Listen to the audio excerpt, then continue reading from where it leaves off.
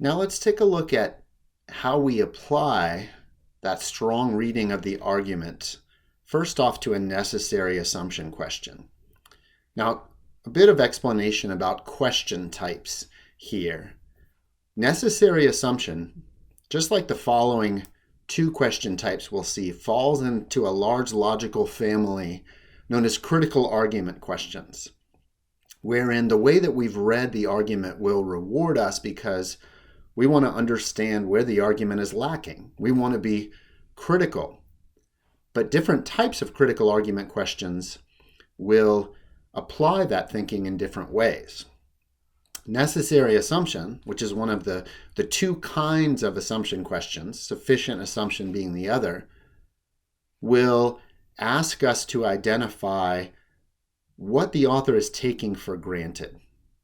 We kind of need to plug the hole in a certain way in the argument, or at least one of the holes. It might not be sufficient to plug all the holes or to make the argument complete, but at least to understand one aspect, one premise, you might say, that the author is taking for granted. Because an assumption, a necessary assumption, is an unstated premise.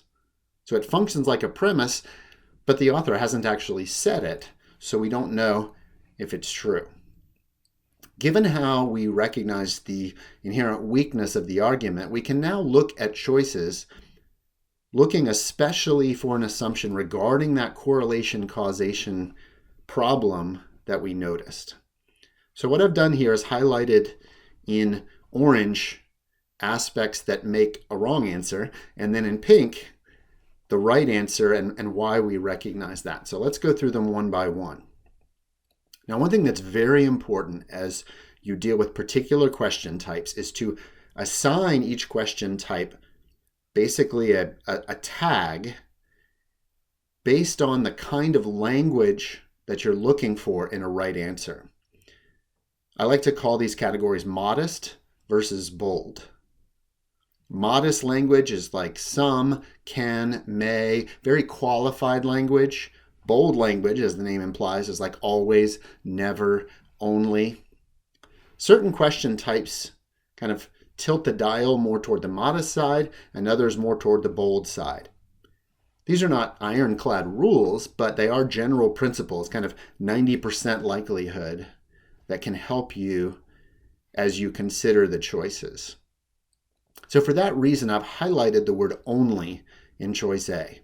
Necessary assumption questions generally prefer a more modest answer, because if we want to identify what the author is necessarily assuming, we don't want to overstate that. We wouldn't want this imaginary author to be able to come back to us and say, wait a minute, no, I wasn't assuming anything that extreme. I wasn't counting on the fact that only stimulus programs can cause recovery ever, but that in this case, they did. So not A. Choice B, I've highlighted it is because this cause and effect, although we might think cause and effect is good, since we want correlation causation, this kind of cause and effect is not what we're looking for, because it's really getting at the idea of intent or motive on the part of the government. Why did the government provide stimulus? It never says in the argument, or even assumes, that the argument was motivated to do so because of the recession. Although that's reasonable, it's not stated. The conclusion is about what actually happened, not what the intent was. Intent versus result is an important idea on the LSAT. We can also rule out choice C because of the proportional nature. The more, the stronger. That's way too sweeping and universal to say that whenever this happens, the more you put in, the more you get out.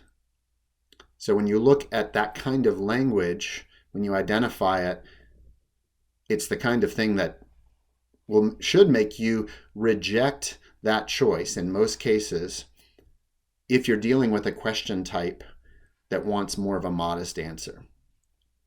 In choice D, I've highlighted other countries because although in some cases, if we're comparing apples to apples, that can be a relevant and helpful comparison, If we look carefully at choice D, we realize it's irrelevant.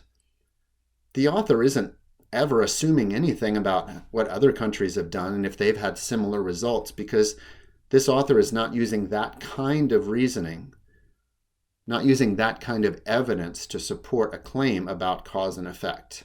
We really don't need that to be the case. Although maybe if that were true, it might mildly strengthen the argument since we've seen it happen elsewhere. Definitely not, though, a necessary assumption. Now, you might be thinking at this point, I thought you said that necessary assumption correct answers prefer a modest answer. The two words highlighted in pink don't look modest. They're very bold. No and entirely. But here's the thing. The negation of a bold answer is actually a modest answer. Think about what we mean when we say, this is not always true. Not always. Negating that bold, we're actually saying something pretty qualified, pretty modest. All we're trying to establish is that there's at least one time where it's not true.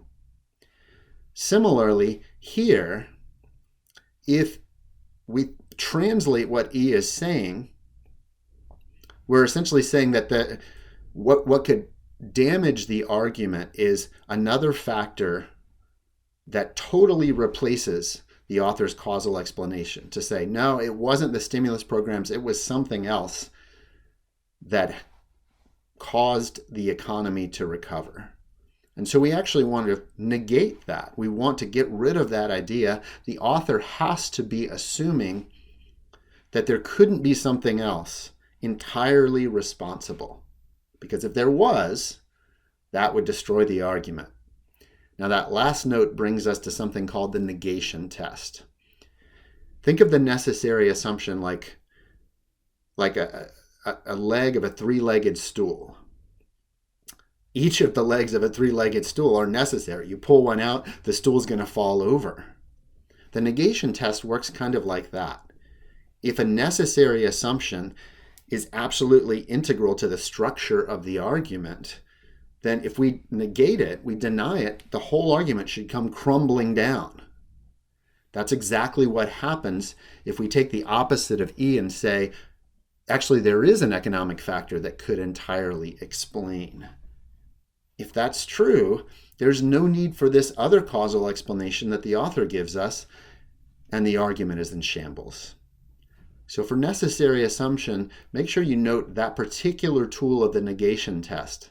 It's a great way to confirm an answer you think might be an answer, or to work with two possible answers. You know, when you have it down to two answers and you're like, which one is it? That's a great test to use.